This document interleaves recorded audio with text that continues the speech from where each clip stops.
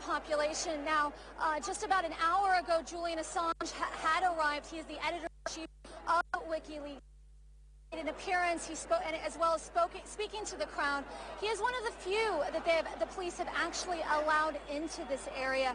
Jonathan, they have exercising what they're calling a policy of containment, which is mean they pretty much surrounded this area and are not allowing people in, and they're allowing people, though, to filter out. Nevertheless, people are still here. They're still congregating, and many voicing their concerns. We spoke to one protester earlier today. He was an Oxford PhD student who is, and this is what he had to say. Like a lot of people here, I'm frustrated by the fact that the confluence between big corporate capital and big conservative politics has led to a concentration of wealth in the hands of a small minority of our society at the expense of everyone else. And what have you brought with you? What have you brought to prepare yourself? What have I packed? I mean, a yoga mat to sleep on, a sleeping bag to stay warm, some sandwiches and a big scarf, and that's about it.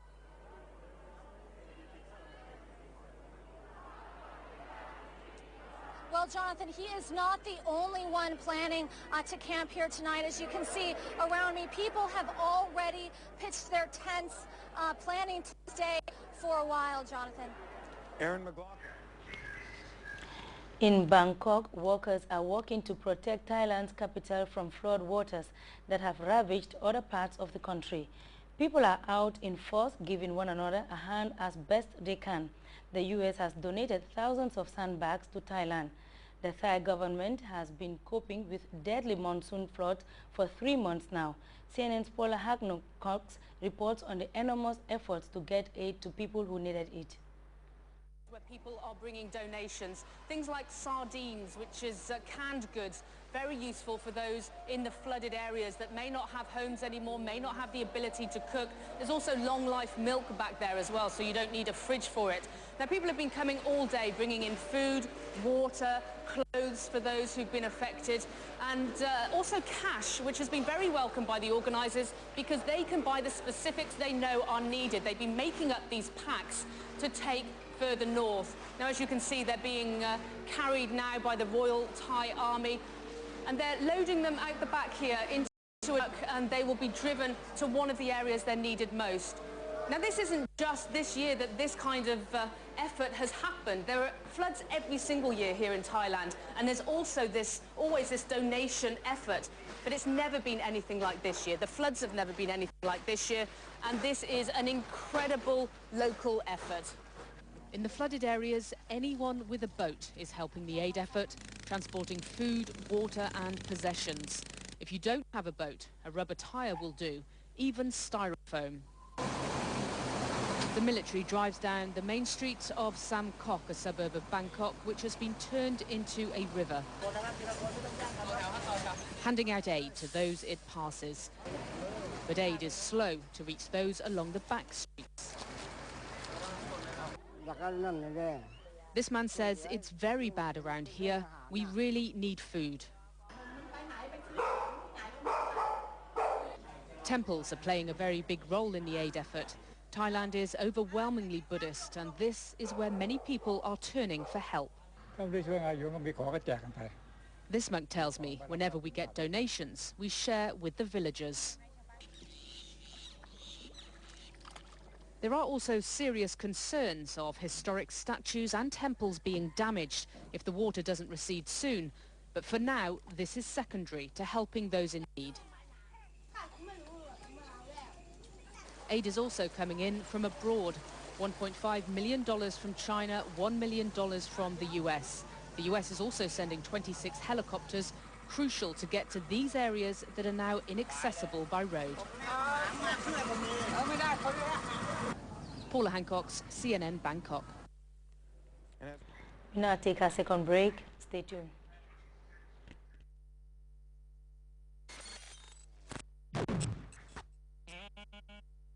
The Changemaker Show is a show that intends to showcase how young people are creating change in their lives, in their communities, and that of the country. Of course, you will agree with me that there are a lot of issues that really are hindering the development of young people. So this show will try to see how young people can be better molded to serve as agents of positive change. This is a reality TV show that intends to bring survivors to talk about their life story It could be my story. It could be your story. It could be our story.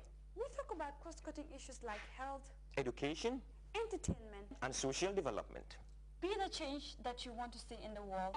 Join the Changemaker Show. Welcome back. It is a closely knit community with shared values and interests, but the community of Kanifing is looking to foster this cherished community cooperation through the game of football. The youth of the sprawling settlement, under the leadership of Fatim Baji, the Minister of Health and Social Welfare, herself a resident of the area, is rolling out an 8-team tournament to further entrench the culture of peace and build the right attitudes among the young people of the area. Babukar Senghor watched the opening match at the Kanifing Estate football field.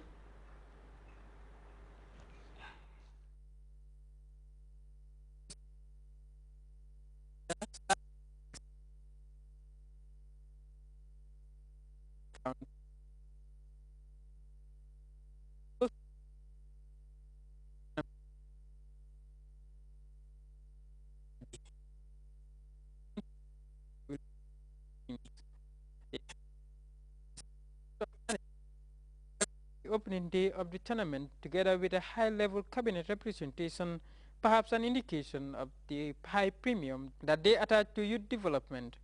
Among the officials too were football's top administrators, community leaders and religious figures.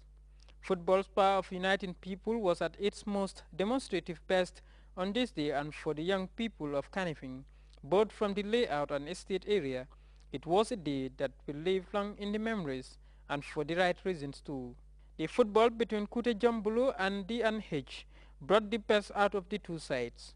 Both sides created few goal-mouth chances in the first half, with D&H, who have in their ranks some quality youth products in Isa Hadem and Chris Allen, creating chances for their side. At halftime, the players went for a break, but it was perfect timing for the officials to drive home some vital messages for the youths of the area. The Minister of Youth and Sports said if government spoke directly to the young people, calling on them to show greater commitment and desire to meaningfully partake in the development drives undertaken by the government. The mayor of the Kanifing municipality, Yakuba Koli, explains in detail the numerous interventions his municipality is undertaking to promoting and improving social amenities in the area. Sports authorities too weigh in with some valuable suggestions and advices to the young people. Sidi Kinte, the Gambia's top football administrator, urged the local authorities to push through with the development of the football field into a modern football park. The message was received with huge applause from the largely youthful population. For the youths who turned out in large numbers to grace the One Love tournament's opening day, it was a day to be remembered, for their once unplayable football field received a needed facelift. Young Maria Tussar spoke for a satisfied community and an enthusiastic youth community. For the past 2 years, people have lacked enthusiasm to utilize it, as it was being used before because of the soil erosion.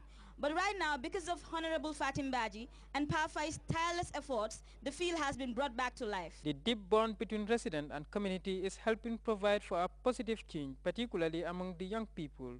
What started in its infancy as a small project has in fact drawn the attention of an entire community.